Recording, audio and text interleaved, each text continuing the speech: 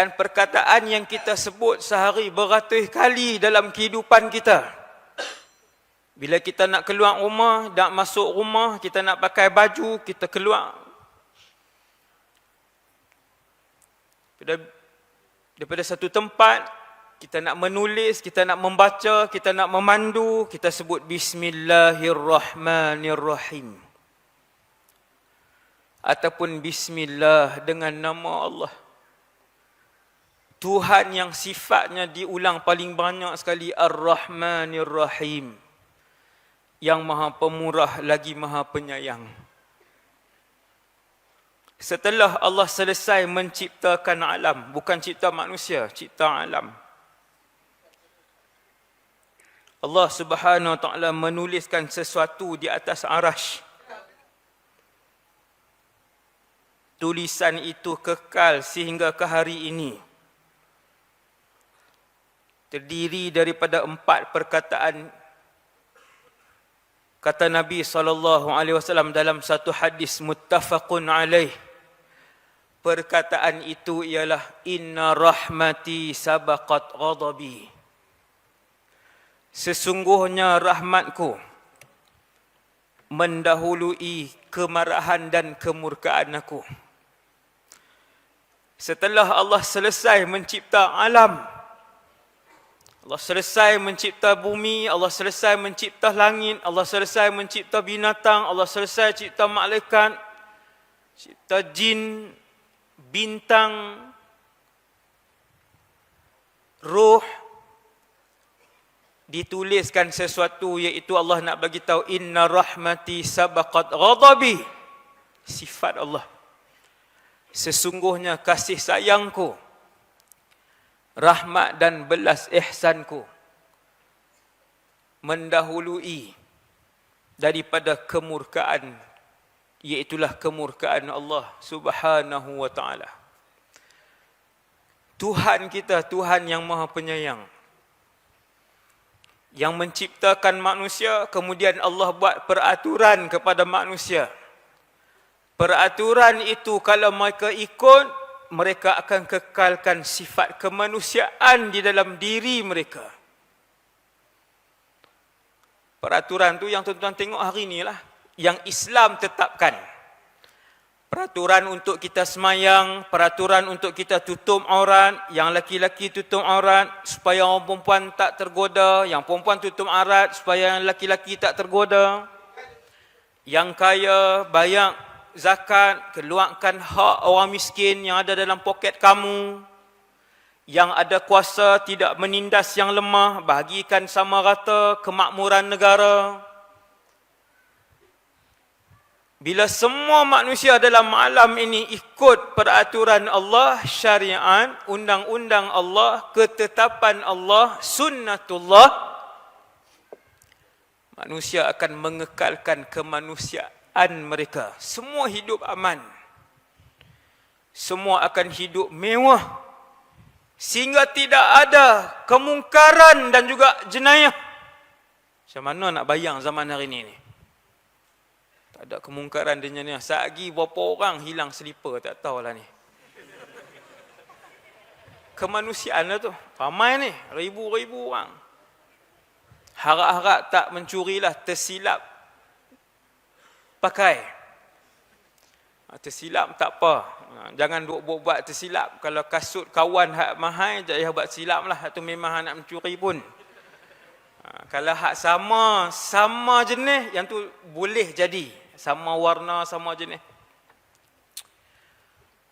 Kemanusiaan. Subhanallah.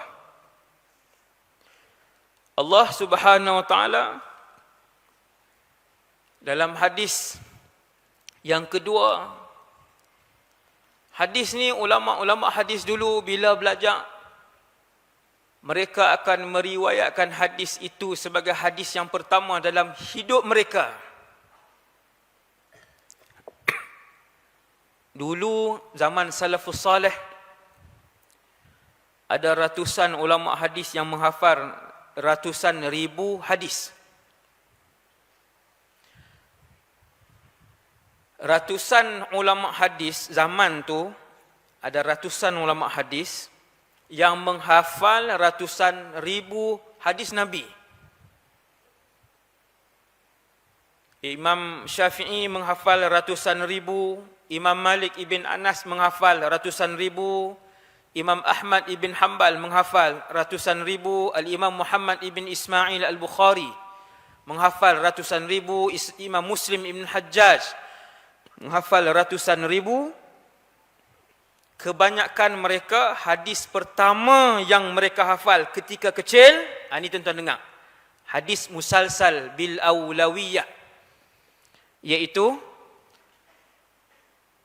daripada Abdullah ibn Amr ibn al-As radhiyallahu anhu, qala Rasulullah sallallahu alaihi wasallam, ar-rahimuna yarhamuhumur rahman, irhamu man fil ard yarhamkum man fis sama.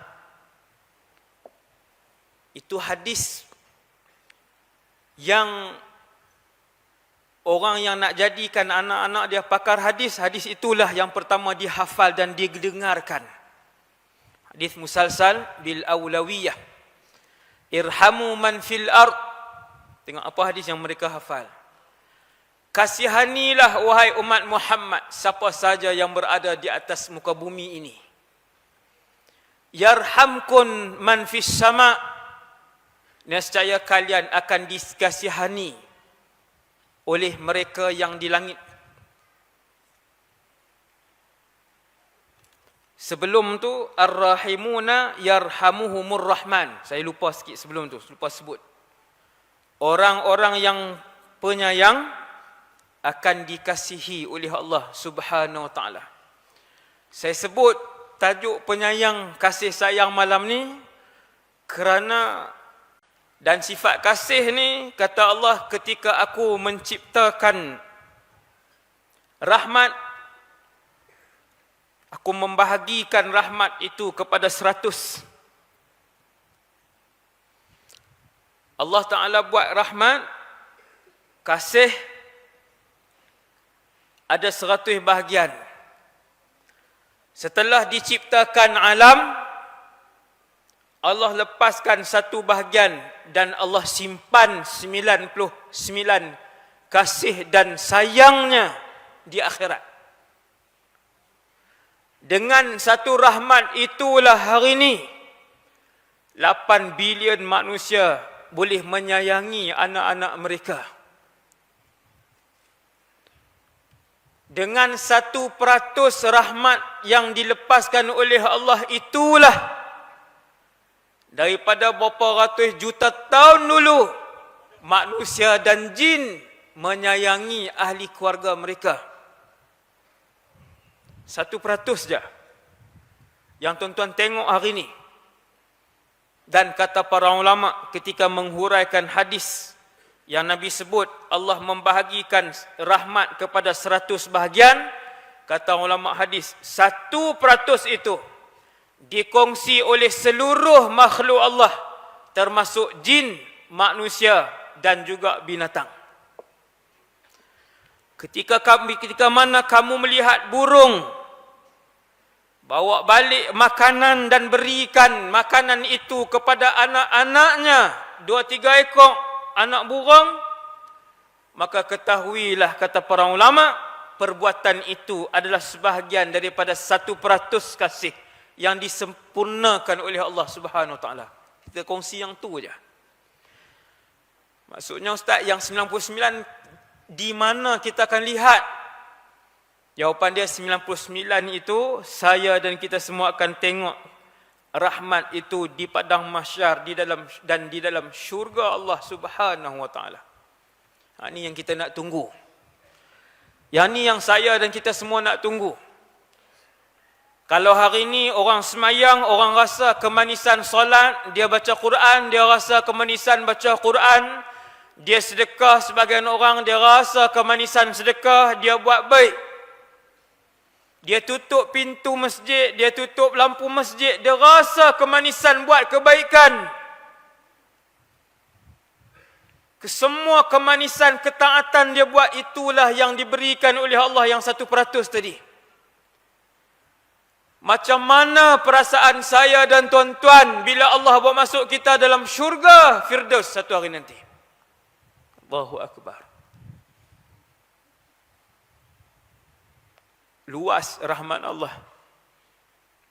Penutup kepada segala, kemuncak kepada segala nikmat, akhirnya melihat